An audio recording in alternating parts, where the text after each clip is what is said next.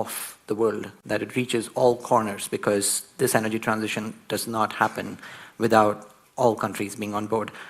What have your challenges been scaling up green scooters and then also now starting to work on battery manufacturing? After 8 years of like blood, sweat, and gears, you find yourself realizing that as much as where I'm from, innovation takes time to move, but you can't have a conversation about innovation without accessibility. But with that, there's also lots of education, because you need to re-engineer the psychographics of the people that you're trying to empower, be it socially, economically, or politically. Because all of those, again, I mean, as a business person, you need to always wear two types of hat. One of a politician and a capitalist, the other of a capitalist and a social and a capitalist. But what we found is that over time, you know, building electric three-wheelers and introducing them to the market 8 years ago, it was within a space that was never focused on that. I mean, South Africa's automotive industry today is about 100 years old, and it being 100 years old has also presented lots of opportunities. And with starting this entire institution when I was just 25, now I'm 32, going on 33, we could still see that there's a lot of progress, there's a lot of movement, and there's a lot of money flowing in and out. But that entire money flowing in and out, the conversation also brings in a particular tenet, which is beneficiation. So with that beneficiation conversation, we found ourselves, as we've been introducing this innovation, that it's kind of really hard to bring in financing for R&D, because again, it becomes easier to adopt what's already there, to pick off the shelf. But I certainly believe that building ground up, you know, cradle to grave, is something that we should be also sternly focusing on. Because over time, even when you look at South Africa's tax system and those of other countries, because you need to have a benchmark of sorts, I've managed to uncover and unravel that, oh, actually there are some interesting loopholes within its tax system itself that could also benefit not just investors, but the government as well, and the people who are supposed to be adopting these technologies.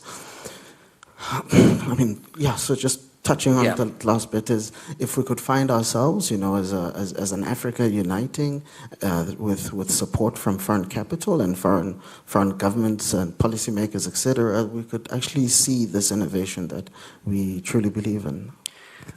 It's amazing to watch innovation play out in different parts of the world within different technology sectors. One thing that Dr. Birol was talking about, which would be great to hear your views on, is the role of government in pushing innovation.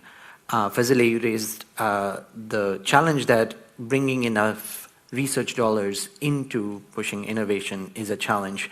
How have your interactions with government been? And if you had a message to try and get governments to do more, what would that be? Well, the funny thing is, what I always say is that if you're an innovator, if you're a true founder, you don't ask for permission, you ask for forgiveness.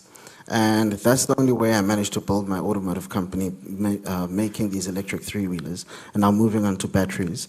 And over time, I think the government has managed to, you know, nod from a distance and say, we see what you're doing, and that has also impacted how they think themselves. Now I've managed, as a company, we've partnered up with 2 government agencies with a research proposal that they've taken from our company to start manufacturing batteries. We can't also have a conversation about energy generation without energy storage. So those 2 conversations need to happen at the same time, which has also been a tough sell. But I think what we need within this particular space is more adaptation from foreign governments, helping the locals create the R&D. Yeah, and Maria, of course, 6.5 billion euros is a lot of money. Very few climate startups can claim to have raised that much money. But some of that money was enabled because of government support. Can you talk through H2 Green Steel and government interactions that you've had in building the company?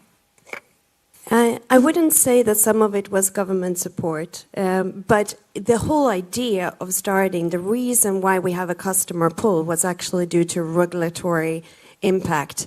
Because the automotive industry, when the Tesla came into Europe and showed that it was absolutely possible to electrify the car fleets, then the regulatory movement came and there were penalties put on the fleets that was lying in the R&D. So the automotive industry needed to very quickly transform their fleets into being electrified, and that was costly. It costed a lot of money. So obviously they were afraid of direct or indirect penalties that could come their way. And when they started then to look at, now when we have electrified the user phase, what in the value chain would there be that could actually have an impact on us? And steel was identified as the #1 material with most CO2. And there were also discussions about border taxes, CBAM, that could potentially come into the future. Remember, this is 2020, 4 years ago. And that could have a much larger impact because the steel industry had been exempt from carbon prices in the EU.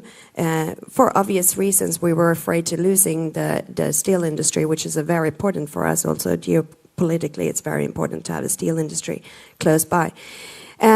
So this movement was real due to regulatory movements, but it wasn't easy in the beginning. And to answer your question, getting a huge project like this in place, getting the funding, getting the bankability, you need to do a lot of engineering. You need to do engineering in order to do the permit, and you need to do engineering in order to get your uncertainty down on your capex so you can actually get the debt. And that requires quite a lot of money.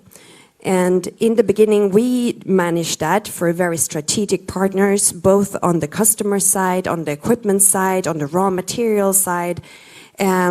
But it would have been helpful to have big funds like the Innovation Fund, which we got 3 years later, to have that already at the start. And so the mechanism for something big like the Innovation Fund, where you have to also have the permit just like the banks require, is maybe not the best for a startup scale-up. So that would be a request. Another one, just very short, is an equal level playing field, which we have been working a lot with EU around and now are getting, so that the benchmarks that we are getting compared to is actually a fair game with the steel making of blast furnaces, for example, which we are getting rid of in our route. Thank you. And Leah, as an entrepreneur in the world's largest economy, you'd expect a ton of support coming from government in different forms, and there does exist some. Could you just talk through what Sublime has had been able to do or tap into in government programs to get through this very difficult phase from prototype to demonstration? Yeah, so Sublime has been supported all the way through from ARPA-E grants. So this is grants to prove out the technology at small scale. We just received a grant last week to take some of that innovation and move it to pilot scale as well. And then also we've applied for Office of Clean Energy demonstrations funding to help with the large scale demonstration and to eliminate the scale up risk.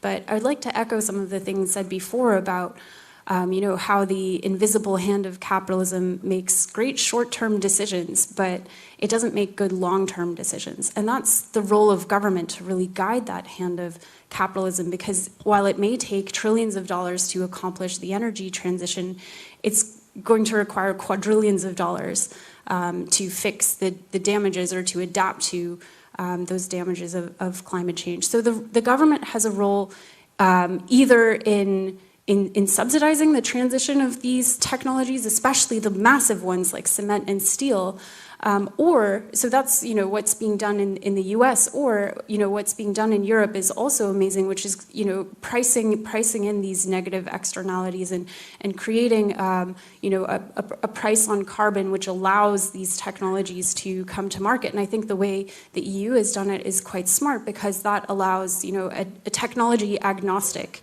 way of bringing these things. And I think when you have a technology agnostic system of price and carbon, then you get innovations that have the lowest dollar per impact of CO2 as well. So it's very exciting what's happening here, and I think for that reason you'll see a lot of innovation happening in these places. Thank you. I think in between Fezile, who covers step 1 of trying to figure out how to bring batteries to South Africa, and step 5 in how to commercialize electric vehicles, then step 3 and 4 with Maria, where you're taking a demonstration to an early adopting stage, and then between step 2 and 3 from prototype to demonstration, we've got a good flavor of what the challenges are to try and bring clean energy innovation to scale. We're going to continue these discussions. There's going to be another panel that will happen over here, but the innovation forum will continue in the room next door in CC9. That starts at 9:45. Seats there are limited, so make sure that you're in there on time. And that's going to be where we will be talking about reflections on 50 years of global cooperation and future needs. But before that, please thank this panel for setting the stage for the discussions.